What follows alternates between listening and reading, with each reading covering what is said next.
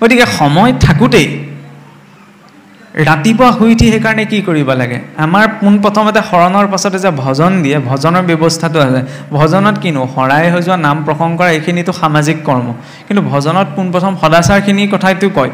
নহয় জানো এটা সহজ সৰলভাৱে ঢেৰ কথা আমাৰ আলোচনা বিলোচনা কৰি থাকিবলৈ সঁচা অৰ্থত ক'লে কাৰো ইমান ধৈৰ্যও নাই আৰু কোনেও ইমান পালন কৰিবও নোৱাৰে হয়নে নহয় আৰু নামঘৰলৈ আহিলে যদি 10টা নীতি নিয়ম দি দিয়ে কাইলৈৰ পৰা নহা হৈ থাকিব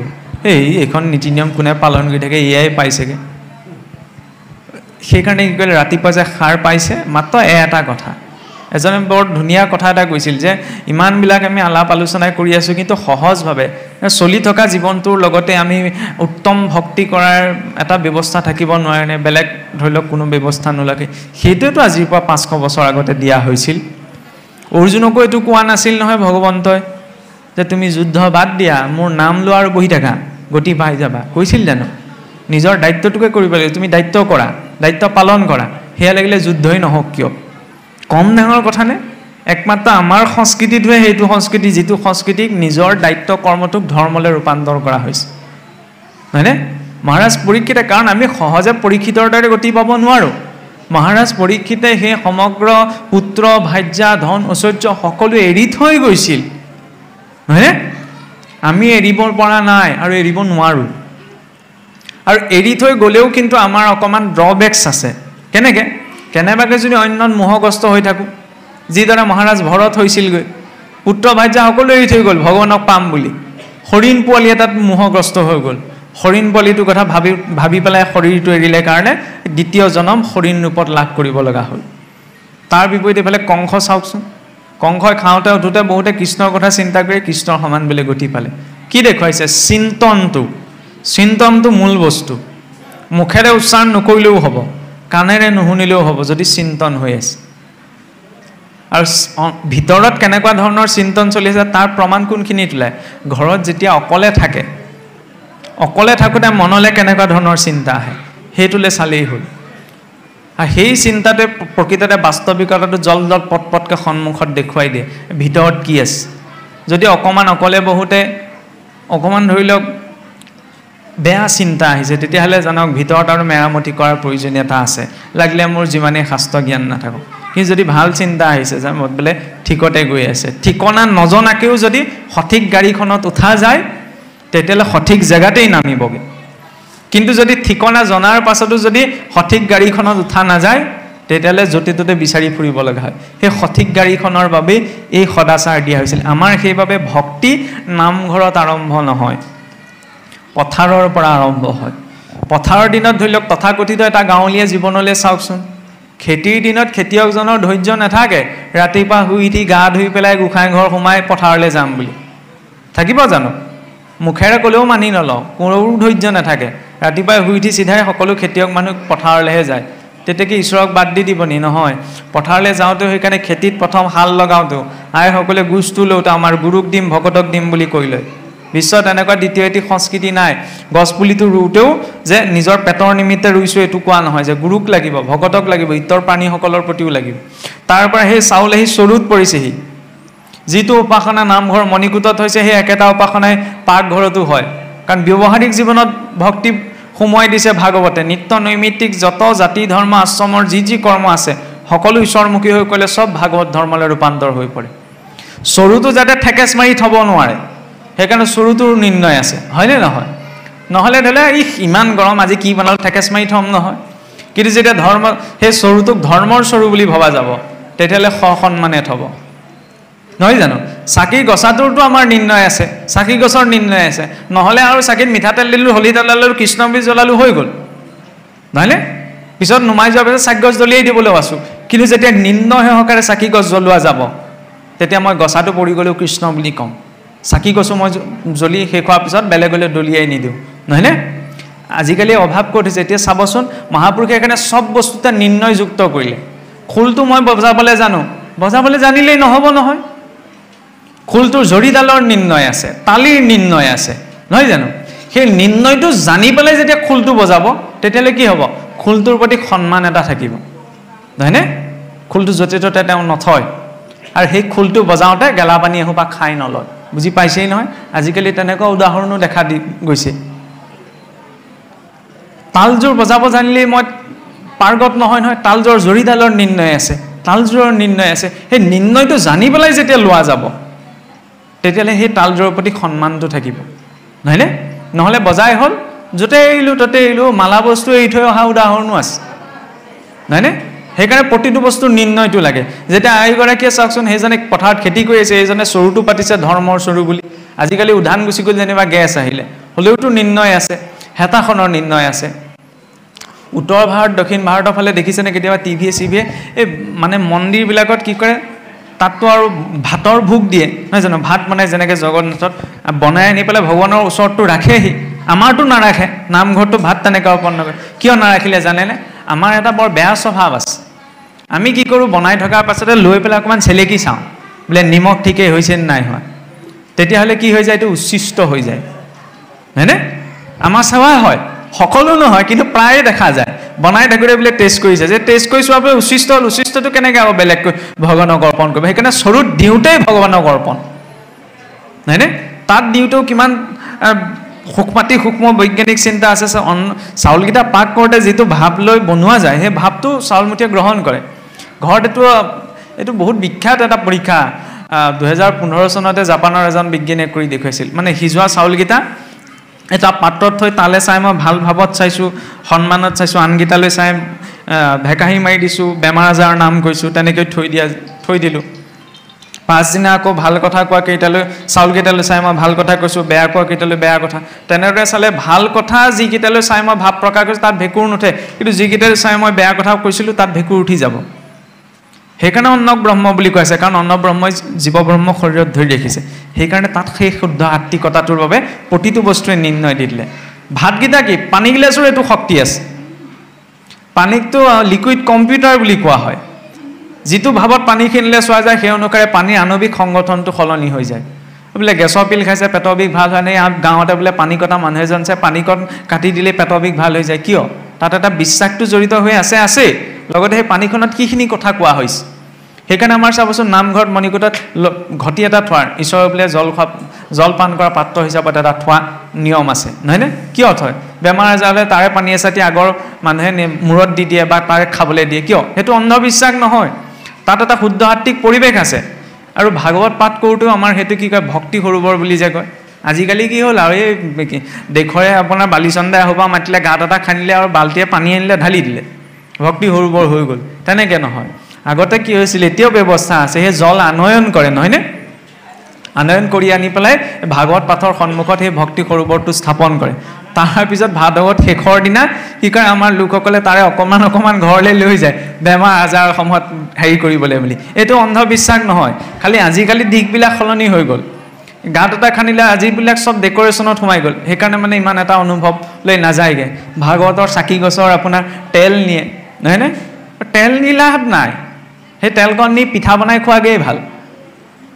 যদি অন্তৰ শুদ্ধ ভাৱটো নাথাকে যদি 7 দিনীয়া 3 দিনীয়া ভাগৱত পাঠ পাতিলে মই একো নুশুনিলোৱে তাৰপিছত তেলকণ নি কি লাভ নহয়নে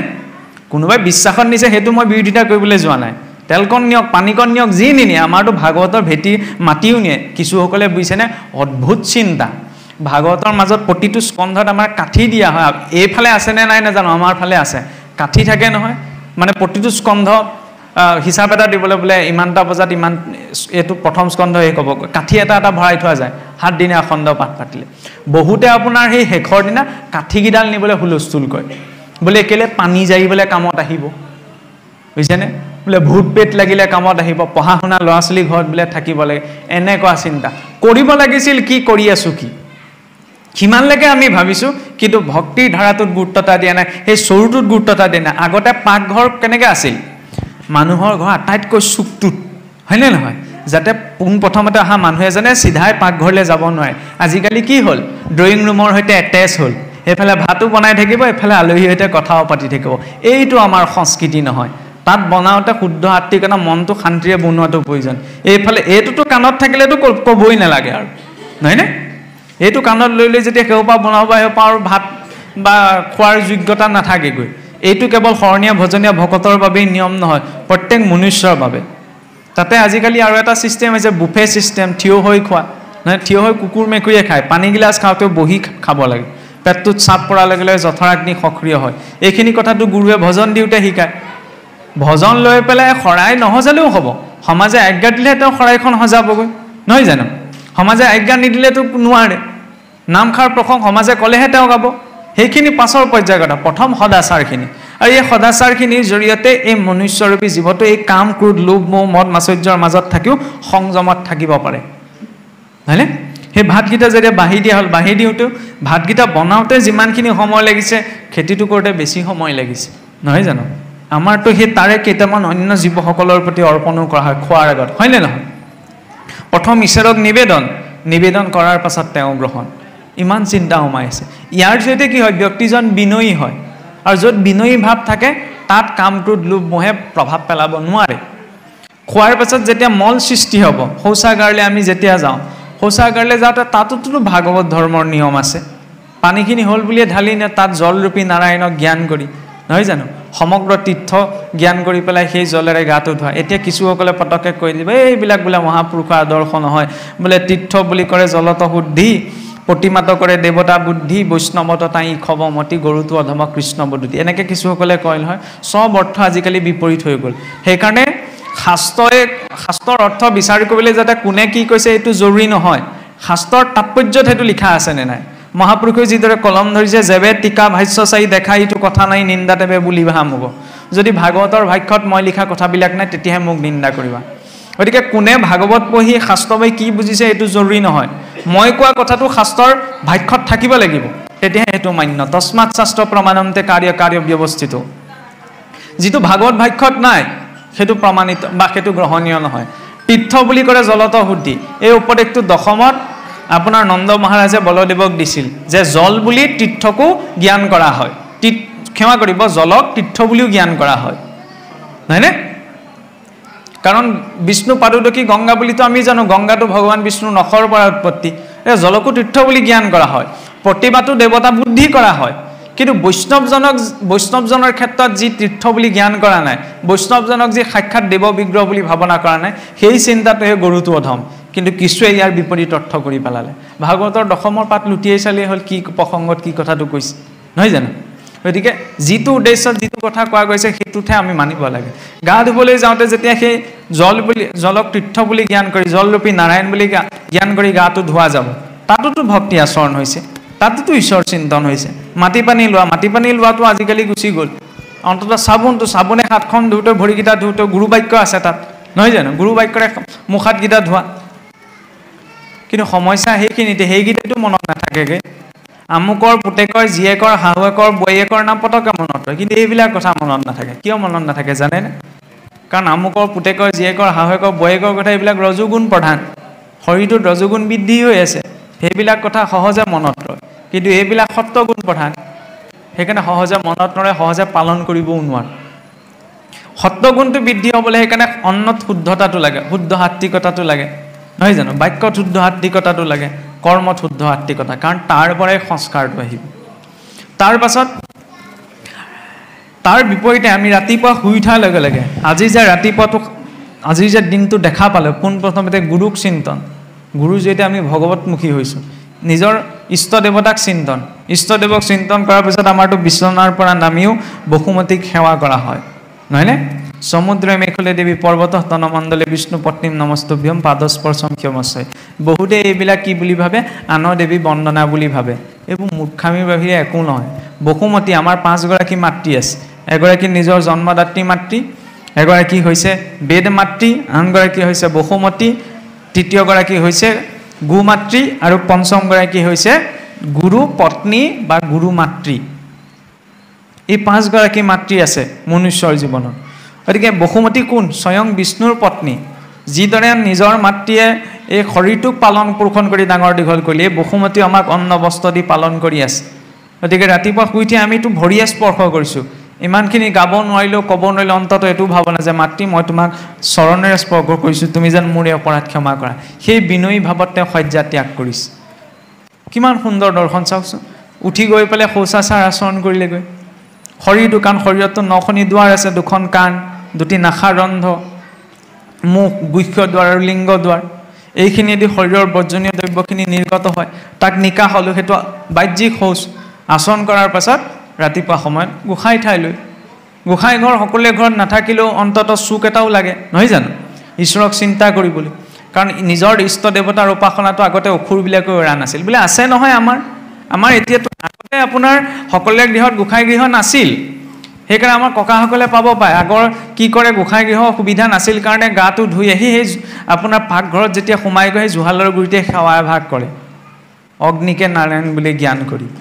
ইমানকণ সংস্কাৰ আগৰ মানুহবিলাকৰ মাজত। এতিয়াতো সকলোৱে ব্যৱস্থা, সকলোৱে গৃহে গৃহে গোসাঁই ঘৰ হ'ল, সকলোৱে হ'ল, কিন্তু আপত্তিটো কোনখিনিত আছে জানেনে? চাকি গছ দিবলৈ যোৱাত। বোলে চাকি দিওঁগৈ নহয়, আমাৰ ককাই দিয়েগৈ নহয়, বাকীকেইজন সদস্য কিন্তু গোসাঁই ঘৰত মূৰ ধোৱাবলৈ নাযায়। বোলে মায়ে দিয়েগৈ নহয়, বোলে হে ৰাত চাকি গছ তুমিয়ে দি দিয়াগৈ, বোলে হেৰি আপুনিয়ে দি দিয়কগৈ। খোৱা সময়ত সেইটো কওঁ নে নকওঁ? বোলে আজি আমুকে খালেই হ'ব, আজি বোলে ককাই খালেই হ'ব, আজি আইতাই খালেই হ'ব, মায়ে খালেই হ'ব, মই নাখালেও হ'ব। সেইটোত এলাহটো উপজে। বহুতত দেখা যায় গোসাঁই ঘৰ ধুনীয়া, আটক ধুনীয়া, কিন্তু গোসাঁই ঘৰত মূৰটো ধোৱাবলৈ আপোনাৰ সময় নোলায়। এনেকুৱা আপোনাৰ জড়তা আমাৰ ভিতৰত সোমাই আছে। এইবিলাকে অসুৰত্ব। অসুৰে জানো নিজৰ ইষ্ট দেৱতাক ত্যাগ কৰিছিল? ৰাৱণ হওক, বিষপৰ্বা হওক, বলি হওক, বান হওক, ইমান অধম, কিন্তু ইমান অধম যদিও তেওঁলোকে কাহানিও নিজৰ ইষ্ট দেৱৰ উপাসনা এৰি নিদিলে। আমি সোপা এৰি দিলোঁ। অন্য নালাগে চাওকচোন, সন্ধ্যা লাগিল মাত্ৰ গৃহৰ পৰা অন্ততঃ ঘোষা এজনা শুনিব লাগিছিল, ওলাব লাগিছিল। ওলাই নে নোলায়? আজিকালি নোলাই নহয়। সন্ধ্যা লাগিল মাত্ৰ নামঘৰত দবাকোব পৰিছে, নামঘৰত বোলে প্ৰতি ঘৰ গৃহতে অন্ততঃ ঈশ্বৰৰ স্তুতি বাক্য এটা, কীৰ্তন এটা, ঘোষা এফাকি শুনা গৈছে। পৰিৱেশটো কেনেকুৱা হ'ব? সমস্যাটো ক'ত হৈছে জানেনে? সমস্যাটো হৈছে এইটো, আমি ঢেৰ বহুত ডাঙৰ ডাঙৰ অনুষ্ঠান কৰিছোঁ, বহুত ডাঙৰ ডাঙৰ সংকল্প কৰিছোঁ, আমি চিঞৰি থাকোঁ বিশ্ব দৰবাৰত মহাপুৰুষক স্থাপন কৰিব লাগিব ইত্যাদি ইত্যাদি। লাভ নাই। এইবিলাক আপোনাৰ আমাৰ এই যে কয় হাবিত বোলে কাহে ওলাই নাহে, এই তেনেকুৱা লক্ষণ। ঘৰৰ ভিতৰত চিঞৰি লাভ নাই যদি আচৰণত সেইটো নিয়া নাই। মোৰ ঘৰখনত মই ইয়াত আহি আপোনালোকৰ আগত ঈশ্বৰ চিন্তনৰ কথা কৈ লাভ নাই যদি মোৰ ঘৰখনত ঈশ্বৰ চিন্তন নাই হোৱা। সেইকণ সময় আচুতীয়াকৈ উলিয়াব লাগিব ন, পুৱা গধূলা। যিজন ঈশ্বৰে ইমান এটা সুন্দৰ শৰীৰ দিছে, ইমান এখন সুন্দৰ সৃষ্টি দিছে, তেওঁক চিন্তা কৰিবলৈতো অকণমান সময় লাগে, লাগে নে নালাগে? নিশ্চয় লাগে। সেইবাবে সন্ধ্যা সময়টো দিয়া হৈছে। ডাউকেও বোলে কোৱা কোৱা বুলি চিঞৰে, দবাকোবতেও মনত পেলাই দিয়ে দম দয়া দান, নহয় জানো? ৰজা পৰীক্ষিতেও ঈশ্বৰৰ কথা কেৱল শুনাই নাছিল, সেই লীলা চৰিত্ৰ শুনাৰ যেতিয়া চিন্তন কৰি কৰি গৈ আছিল। আমি সকলো সময়তে এতিয়া ঈশ্বৰক চিন্তা কৰি থাকিব নোৱাৰিবও পাৰোঁ। সেইকাৰণে পুৱা গধূলা সন্ধ্যাটো, আগতেতো ত্ৰিসন্ধ্যা আছিল, এতিয়া অন্ততঃ দ্বিসন্ধ্যা। দিনটো আৰম্ভণি হওঁতে আৰু দিনটো শেষ হওঁতে। সকলো এতিয়া গোসাঁই ঘৰ সোমাব নোৱাৰিবও পাৰে, কৰ্ম ব্যৱস্থাবিলাকতো বেলেগ বেলেগ। কোনোবা বাহিৰতো থাকিব পাৰে, কৰ্মক্ষেত্ৰতো থাকিব পাৰে। তেতিয়াহ'লে কি কৰিব? একো যি স্থানত আছে তেওঁ সেই স্থানৰ পৰা ঈশ্বৰ চিন্তন হ'লেই হ'ল। মুছলিমসকলক শিকিবলগীয়া আছে, বেয়া নাপাব কোৱাৰ কাৰণে, কিন্তু মুছলিমসকলেতো আপোনাৰ নামাজৰ শব্দ শুনালে ৰাস্তাটোৰ মাজতো দলিচাখন পাৰি বহি দিয়ে, দেখিছেনে? সেইটো পাগলামি নহয়, কিন্তু সেইটো এটা নিষ্ঠা। আমাৰ আকৌ সেইটো নিষ্ঠা নাই, আমাৰ ভিতৰত সেইখন সাহস নাই। দবাকোব মৰাৰ লগে লগে আমাৰ আগতে এইটো ব্যৱস্থা আছিল, দবাকোব মাৰিল মাত্ৰ সন্ধ্যা লাগিলে গম পোৱা গ'ল, সকলো মুখ হাত ধুই হ'লেও গোসাঁই ঘৰত প্ৰাৰ্থনা কৰিব। আজিকালি সকলোৰে গৃহত সেই পৰিৱেশটো নাই। সেই পৰিৱেশটো আনিব লাগিব, তেতিয়াহে কামটো লভমোহৰ পৰা অকণমান হাত সাৰি থাকিব পাৰিম। কিন্তু যদি নিত্য নিৰন্তৰ সেই ঈশ্বৰ চিন্তনকণ নাই, কৃষ্ণ মই এতিয়া সামৰণি মাৰিম আৰু তাৰপিছত একেবাৰে এৰি দিম আৰু, কিন্তু যদি সেইকণ চিন্তন নাই হোৱা, তাৰপিছত আমি ঢেৰ কথা পাতিও লাভ নাই, ঢেৰ কথা কৈও লাভ নাই। কাৰণ নিৰন্তৰভাৱে নিত্য উপাসনা ভক্ত ধ্ৰুৱই কৰিছিল বাবেহে ছমাহৰ মূৰত ঈশ্বৰ উপস্থিত হৈছিলহি, হয়নে নহয়? ছমাহ যদি ভক্ত ধ্ৰুৱই উপাসনা নকৰিলেহেঁতেন তেতিয়া ঈশ্বৰ নাহিলেহেঁতেন। নাৰদেৱটো উপস্থিত হৈছিল, ক'ব পাৰিলেহেঁতেন যে সৰু ল'ৰাটোনো কি উপাসনা কৰিব, ঈশ্বৰ যাওক নিজে দৰ্শনটো দিয়কগৈ। নাই কোৱাহি, ছমাহ তেওঁ উপাসনা কৰিছে, ভক্ত ধ্ৰুৱই ইমানখিনি কষ্ট অনুভৱ কৰিছে, তাৰ পাছতো তেওঁলোকে ঈশ্বৰক পাইছে। আমিতো সেইখিনি একো কষ্ট পোৱা নাই, কিন্তু তাৰ মাজতো বিড়ম্বনা এইখিনিতে যে সেই ঈশ্বৰক পাহৰি যাওঁ। ভক্তি মাৰ্গত আগবঢ়াৰ পাছতো আমাৰ মুখৰ পৰা ভুলতে বেয়া মাতটো ওলাই যায়, কিন্তু কৃষ্ণ বা ৰাম বুলি নোলায়। ভকতৰ মাজত ৰাম ৰাম কৃষ্ণ কৃষ্ণ, কাহানি বা মিতিৰ কুটুমৰ সৈতে কথা পাতোঁতে বোলে কৃষ্ণ ভালে আছেনে, ৰাম ভালে আছেনে কৈ পাইছোঁনে, তাত কিন্তু এটা ডাঙৰ প্ৰশ্ন আছে। এইটোৱেই জড়তা।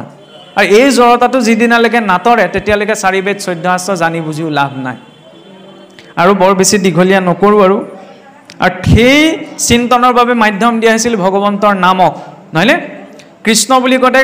কৃষ্ণ কাৰোবাৰ নামো হ'ব পাৰে, দুবাৰ উচ্চাৰণ কৰিলে সেইটো কাৰোবাৰ প্ৰতি প্ৰকাশ কৰা সম্বোধনো হৈ পৰে। কৃষ্ণ কৃষ্ণ ভালে আছেনে, ৰাম ৰাম ভালে আছেনে? আমাৰ ভক্তি মাৰ্গত বহুত আগবঢ়াৰ পাছতো মুখৰ পৰা একদম খৰকৈ আখৈ ফুটা দি বেয়া মাত ওলাই থাকে। বৰ বেয়া কথা, বহুত লাজ পাবলগীয়া দিশ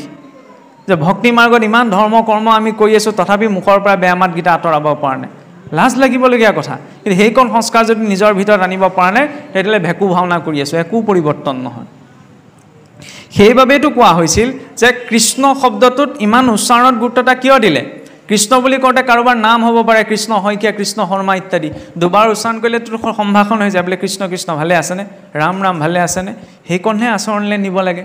মিতিৰ কুটুম পুত্ৰ ভাইজা বন্ধুবৰ্গ লগ পাওঁতে আমি ক'ব নোৱাৰোঁনে বোলে কৃষ্ণ পালিহিনে, বোলে কৃষ্ণ পালেহেনে? এইটো নিৰ্দিষ্ট এটা সম্প্ৰদায় উচ্চাৰণ কৰা শব্দ নহয়। প্ৰতিটো সম্বন্ধৰ আগমুহূৰ্তত যেতিয়া ঈশ্বৰৰ নাম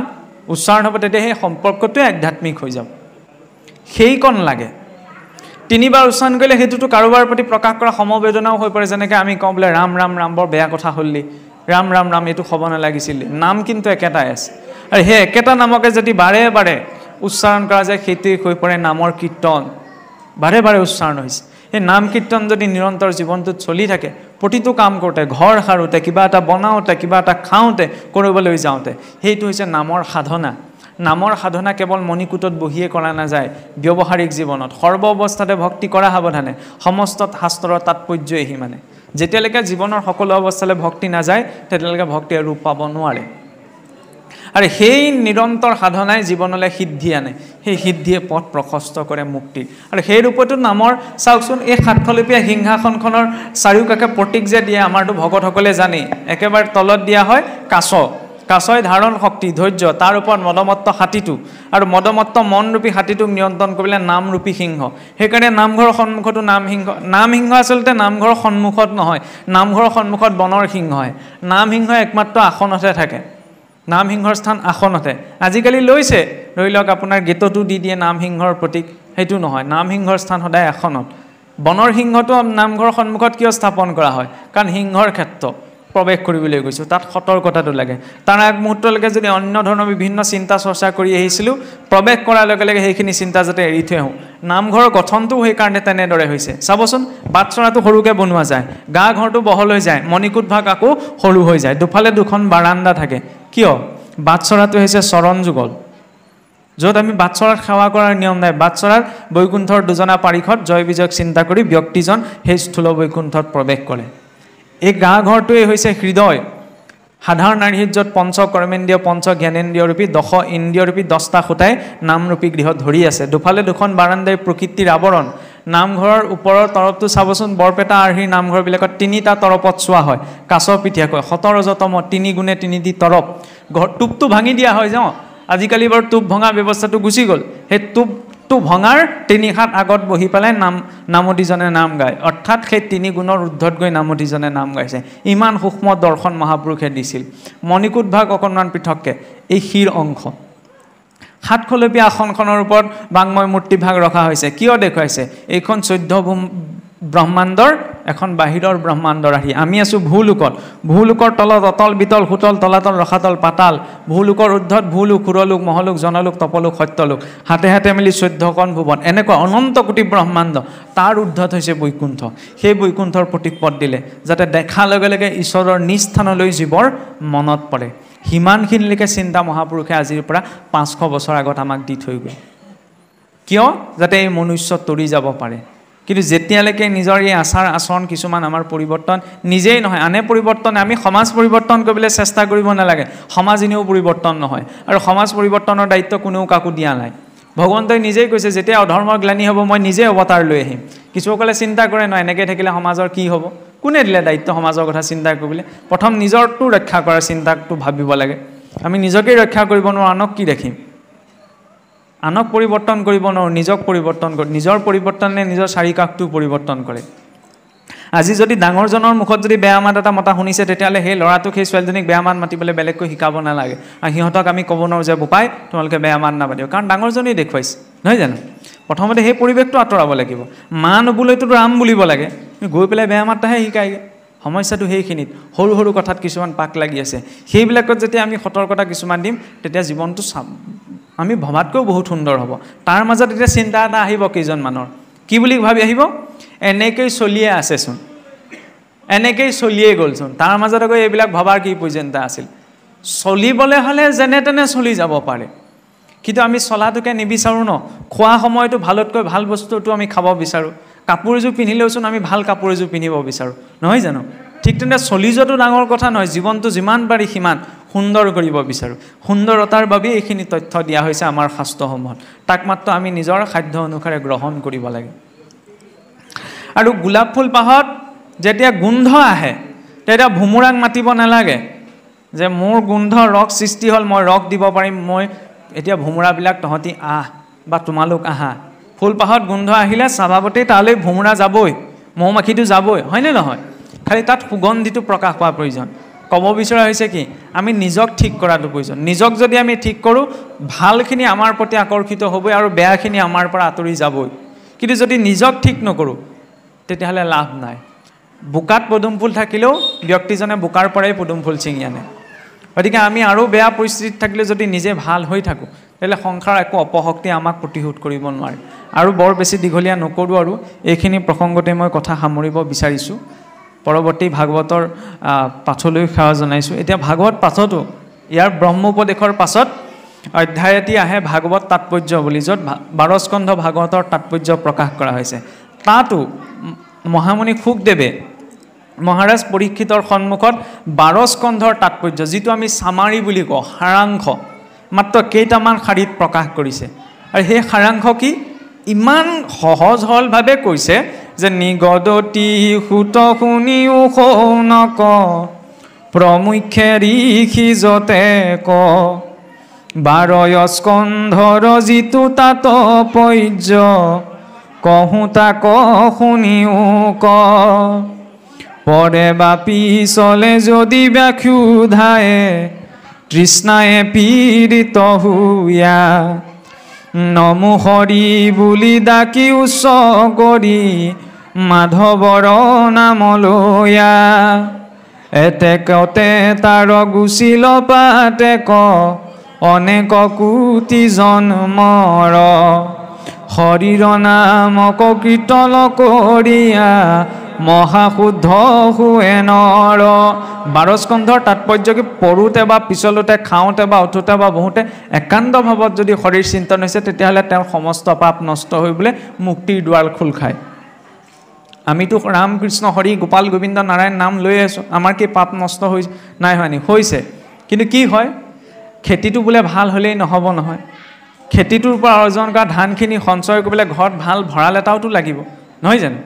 গতিকে নাম লৈ আমাৰ পুণ্য হৈছে ডাঙৰ কথা নহয় সেই পুণ্য সঞ্চয় কৰিবলৈ এটা ভাল ভঁৰালতো লাগিব সেই ভাল ভঁৰালটো কি এখন নিৰ্মল হৃদয়তে পুণ্য থাকে আৰু পুণ্য নকমে পুণ্য বাঢ়ি যায় পাপো নকমে পাপ বাঢ়ি যায় যিদৰে আমাৰ চক্ৰবিধি লাগি লাগি গৈ থাকে মই এটা বেয়া কাম কৰিলোঁ সেই ফলটো যিমান দিন জমা থাকিব সিমানে বৃদ্ধি হৈ গৈ থাকে পুণ্যও ঠিক তেনেদৰে বৃদ্ধি পায় খালি সেই পুণ্যক কৰ্ষণ কৰিব পৰা সামৰ্থ্যতাটো নিজৰ উপাসনাৰ জৰিয়তে আমাৰ জীৱনত লাগে আৰু যাই হওক আৰু বৰ বেছি দীঘল নকৰোঁ আৰু মাত্ৰ এটাই কথা আজি গৃহস্থই যি ভাৱনা নাৰাখিয়ে যি উদ্দেশ্য নকৰি অনুষ্ঠান ভাগ পাতিলে আমি মাতিলে কাৰণে আহিলোঁ আপোনা হ'ব ইমানখিনি সময় জীৱনৰ মূল্যৱান সময় নহয় কাৰো ওচৰত সময় নাই কাৰো কথা শুনিবলৈ কাৰো কথা বুজিবলৈ কিন্তু ইয়াত যে বহি থকা হৈছে ইয়াত যে সময়কণ দিয়া হৈছে ঈশ্বৰৰ প্ৰতি অন্তৰৰ কিবা এটা ভাৱ আছে কাৰণে দিয়া হৈছে নীতি নিয়মৰ কথা বাৰে প্ৰতি শেষ মুহূৰ্তটো নকওঁ কাৰণ সকলো পৰ্যায়ত সকলো একেই নহয় সকলোৰে চেতনাৰ স্তৰবিলাক বেলেগ বেলেগ কিন্তু ঈশ্বৰৰ প্ৰতিটো ভাৱ ভক্তি সকলোৰে অন্তৰত আছে যিজনে ঈশ্বৰক নামানো বুলি কৈছে তেওঁৰ অন্তৰতো ঈশ্বৰৰ প্ৰতি ভক্তি আছে খালি কেতিয়াবা কি হয় সংসাৰত ঘূৰোতে ঘূৰোতে ঠেকেচাবিলাক পায় নহয় সেই ঠেকেচাবিলাক পাওঁতে তাৰ ওপৰত মামৰৰ চামনি লাগি যায় তাৰ ফলত তেওঁ ঈশ্বৰক নামানো বুলি কয়গৈ কিন্তু ধুই পখালি দিলে তেওঁ ঈশ্বৰক মনাই ওলাই পৰে গতিকে ভক্তি কাৰো অন্তৰত বেছিকৈ নাই কাৰো অন্তৰত কমকৈ নাই সকলোৰে অন্তৰত সমানে আছে তাক কৰ্ষণ কৰিব পৰাটো আমাৰ নিজৰ ওপৰত নিৰ্ভৰ কৰে গতিকে আমি সময় পাইছোঁ সুযোগ পাইছোঁ সাধন পাইছোঁ মাধ্যম পাইছোঁ পৰিৱেশ পাইছোঁ পূৰ্বৰ ভক্তসকলৰ এইখিনি একো নাছিল মহাপুৰুষৰ এইখিনি একো নাছিল না পৰিৱেশ আছিল না সেইখিনি সময়ত তেওঁৰ সাধন আছিল বহুত কষ্ট কৰি তেতিয়াৰ দিনত এতিয়া পৃষ্ঠা জোৰা কিবা এটা লিখিবলৈকে ঘণ্টা জুৰি সময় লাগে তেতিয়াৰ দিনত ভোজপত্ৰ হাঁচিপাত তাম্ৰপত্ৰত এজন ব্যক্তিয়ে গোটেই জীৱন উৎসৰ্গা কৰি পেলাই এইখিনি তথ্য যে ইমান ডাঙৰ ডাঙৰ শাস্ত্ৰসমূহ আমাক দি থৈ গ'ল কিয় একমাত্ৰ মনুষ্য তৰি যোৱাৰ বাবে তাৰ ভাগৱতটো বহুত পাছত পঢ়িবগৈ লাগে মোৰ ধাৰণাৰে পোনপ্ৰথমতে অন্তত ভক্তি প্ৰদীপ ভক্তি ৰত্নাৱলী ভক্তি ৰত্নাকৰ নামঘোষা কীৰ্তন এইবিলাক কেৱল নাম গাবলৈ পাঠ পঢ়িবলৈকে ব্যৱহাৰ কৰা শাস্ত্ৰ নহয় তাত ব্যৱহাৰিক জীৱনটোৰ কথাখিনি আছে সেইবিলাক অধ্যয়ন হ'ব লাগে আলোচনা হ'ব লাগে সদায় এনেদৰে আলোচনা পাতিব নোৱাৰি গাঁৱৰ কোনোবা এখন ঘৰত ৰাজনীতি অৰ্থনৈতিক কথা পতাৰ লগে লগে এইবিলাকো পতাৰ প্ৰয়োজন যাতে কিছু কথা নিজে জানিবলৈ লাগে আৰু কিছু কথা আনক জনাবলৈ লাগে যাতে কোনোৱে ভুলটো নকয় নহ'লে আমাক বহুতে ভুল উপস্থাপন কৰি আছে ভাওনাবিলাকতেই চাব বহুতবিলাক ভুল নাৰদদেৱক টুটকীয়া নাৰদ বুলি কৈ দিয়ে খন্নামৰ্কৰ চৰিত্ৰটো যেনেকৈ দেখুৱায় তেনেকুৱা